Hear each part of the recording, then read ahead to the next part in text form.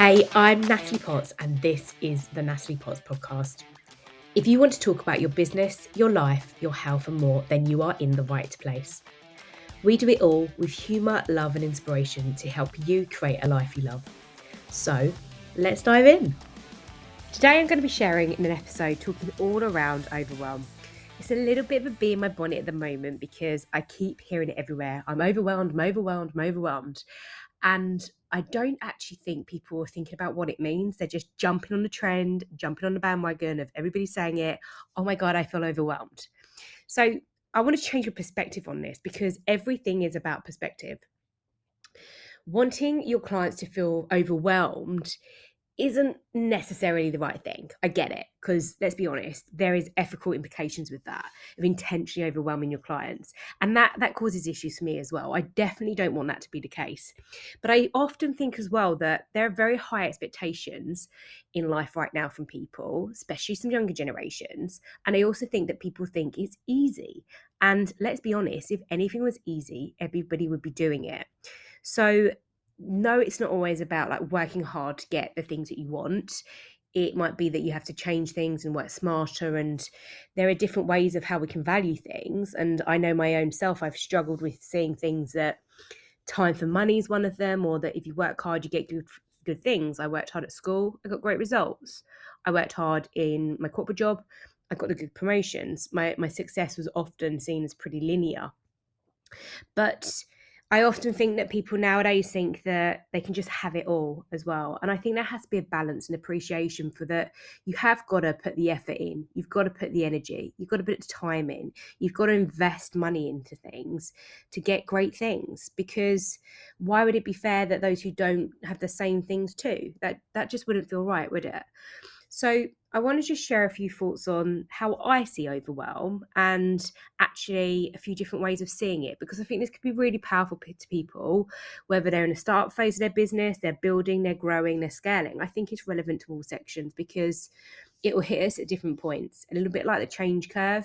We will go through this and we often need to be pulled back, that reminder, that higher awareness to say, actually, let's just go back, let's reflect on it, let's just check in with what we think on things to move forward. So I really feel it's relevant to many people right now. So my question to you is, would you rather feel underwhelmed or overwhelmed right now for too much to do?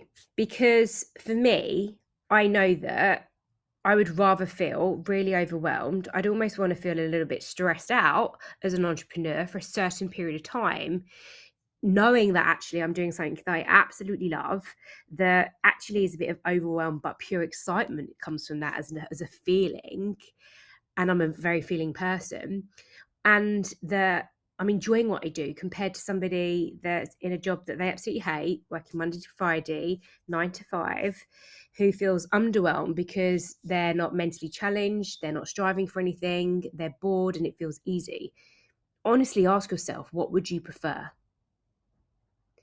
Because if you know that it's a bit stressful at times and you're feeling overwhelmed because there's lots to do, wouldn't you rather feel that knowing there's clients and money coming in and you're progressing forward, opposed to the stress and overwhelm, which you will get stressed at some point, even in a job that you didn't like.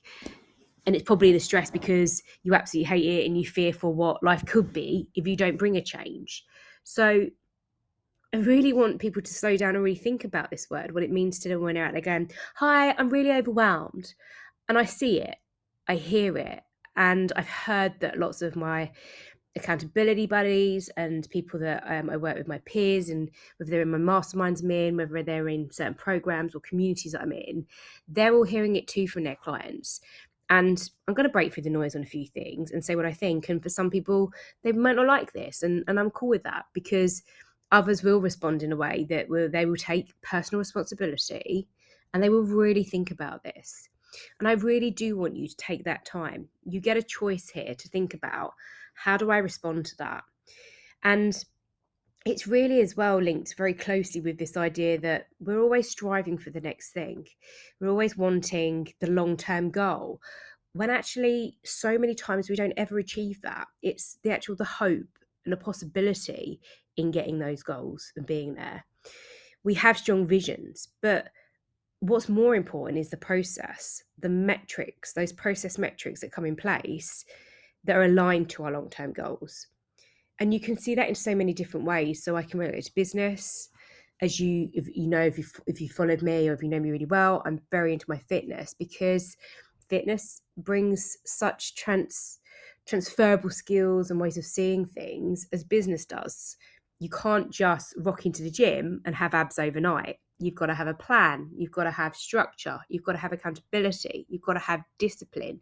You've got to mess up and put on a kilo before you drop again. The same in business. You're going to have your highs and your lows. You're going to go forward. You're going to get off track. You're going to be overwhelmed. You're going to be stressed out. You're going to be loving it. You're going to constantly go on those curves, those changes over periods of time. So within this, and don't worry, because I'm going to come on and share a little bit about what you can do to regain control and reduce overwhelm, because that's important too. You've got to be able to see how you see things, because when you change the way you see things, the things that you look at change. And that's from Wayne Dyer, so I'm not going to take that quote, but I say it very often because it's so true. When you change the way you see things, the things you look at change. So we often will say we're overwhelmed as well, because we compare against others. And this is like hitting my head against a brick wall when I hear people say, I'm not there yet, or they're doing much better than me. Like, we are all on different journeys. I've just been in New York with an incredible team of women doing their own thing, leading their own businesses, doing what they love. All of us are in different situations. Some will have kids, some won't. Some will be married, some will be single. Some will be older, some are younger. Some have got loads of experience, some have got no experience. Some are making stupid amounts of money in some worlds. Some are making not as much as they may be putting out. I don't know. I'm just saying we're all on different journeys. So when we compare, that's the thief of our joy. We should stop comparing, because nobody is the same. If you were to think in fitness, we couldn't all work with the same coach, having the same program, fitness and nutrition, and be the same result at the same time. It is never gonna ever happen, because we're all different. And that's what's unique and incredible. And again, I think we need to give ourselves some credit that we're all very different. Therefore, don't put the pressure on what somebody else is doing, because you just can't compare it.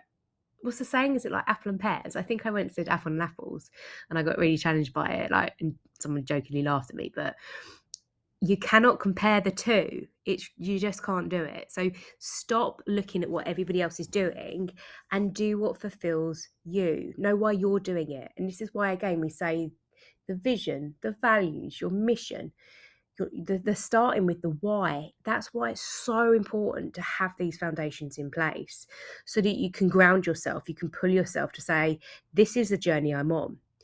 I work with clients on all of those things. I work with clients on defining what success means to them, defining what happiness means to them. I've got no interest to know what, if everybody wants the same thing. I want them to all really be honest with themselves and truthful for what they want.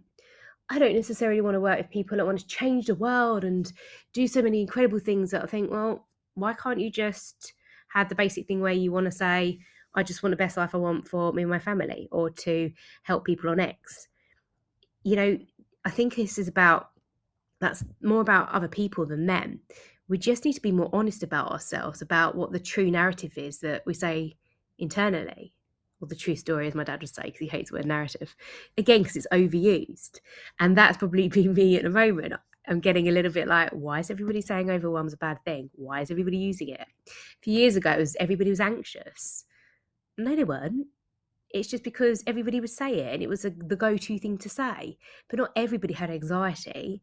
And again, we can get onto the hype of different mental health things, but we just need to really slow down and think about what these words and sayings actually really mean to us, because they're having a profound impact, especially on the younger generations, and that's not necessarily a good thing. So I can be clear there, I'm coming in, it's a little bit off track, but I want to share that, again, the impact of what this can have, and to raise your awareness, because again, when you have the awareness, you can then bring the change and then action that. And that's when important things can happen, when we take action. So it's crucial, though, that we do also know that as much as it can be useful, that we offer so much value to people, we give them everything we can, and to the point where it seems like, if you didn't have that, how would you feel? Would you challenge my program wasn't right for you, or you challenge you didn't get enough of your investment? So again, there's two sides, but it's really clear here that we need to be helping people stay accountable by providing certainty, clarity, and confidence in what they do and when. And actually, that's often what it comes down to. And the argument is there are probably times when some people might say they feel overwhelmed, when we need to do a bit of inner work and say, actually, am I putting something out there too much? Have I attracted the wrong client? Are they not at this point yet? What could I do? Because maybe I'm looking at this from a perspective, even in myself sharing this with you, where I'm working through the process and thinking, well, actually, maybe I've created that problem too. Because we would say in corporate world, where I was at, any problem I would look at beforehand that's been created, I was like, well, that's a leadership problem. That's probably within my gift because I've created that, or one of my team at the leadership team have created that. But I've allowed that to happen through how I've led them, maybe. So again, it's not always as black and white as that, I don't think. But I do think these reflections invite us to look at, well, where does that come from? Is it, maybe it's a you problem? And I sometimes I hate that phrase, but maybe there needs to be the bit of a tough love as well. In that's a you problem. You signed up, you wanted to invest, you wanted the strategies, you've got the strategies, and now it's too much for you. That's not a me problem. So again, I'm very aware some people will think this is too hard, too blunt. I'm just putting it out there for you to really think about. And sometimes we might be in a space where we hear it in this moment of time and it is too tough for us to hear, or it's not something that we want to embrace. And then we need to go away, we need to do some inner work, and we need to reflect and think about, maybe that is a bit more of my gift. Maybe that is something that I can control, that I can change. I just haven't been able to right now. I can't process it right now. And that's okay too. That's absolutely fine. But then it's about just maybe taking the time out to do that work and be kind to yourself. And it's in that point of being kind to yourself that I want to take you and leave you with this idea of what you can do to understand when you feel challenged, and the steps to, again, maybe regain some control and reduce that overwhelm and even stress that you feel. So here's 5 things to help you stop feeling that overwhelm. And one of the most crucial ones is to be organized. Prioritize yourself. So identify the tasks. Maybe it's your £1,000, your £100, your £10 tasks that you've got to do. Then break them down and prioritize them. Often I would say get rid of the £10 tasks as soon as you can in your business. Those tasks that don't serve you to give the time to. You should be investing your time in £100, £1,000 tasks. So anything that is £10 task, think about how can you delegate that off, or can you just let it go? What are your priorities? Because we can't do everything. It's just not possible. The work's never done. So you've got to be able to, and it's a skill, is to prioritize the right things at the right time for what you're working on. So what are your priorities right now? 2, we got that time management. In my course Momentum and with my one-to-one clients, I offer a whole course on time blocking because it's crucial. It's not easy to sell. It's not the sexy stuff that people want to know about. We didn't do it at school enough to talk about how do you manage your time. That's why it's always such an issue when we're adults. We don't actually really know how to manage time half of the time. So again, thinking about efficiently managing your time will greatly reduce overwhelm. So here's how I do it. I get my week for the Sunday ahead, and I'll be looking at one of my priorities of my to-do list, because if you know me well, I hate to-do lists. I have my strategy, I have my business plan.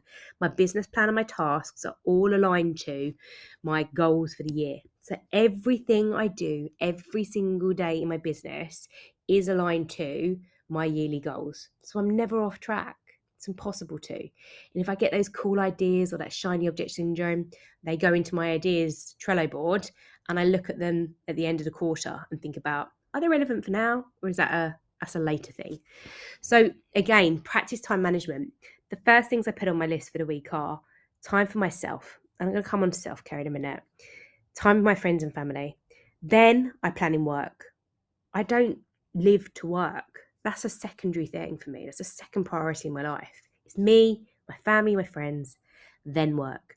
And then I give time to reflection, time to evaluate, to look at where things are, to move, to progress forward. Because without that, again, we can't understand where we're at, to then look at where we want to be, to close that gap. We have to give the time to that.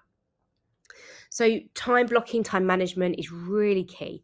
And by doing this, this can help to look at where you're being really productive or likewise not so productive. And you can give the right amount of times to tasks.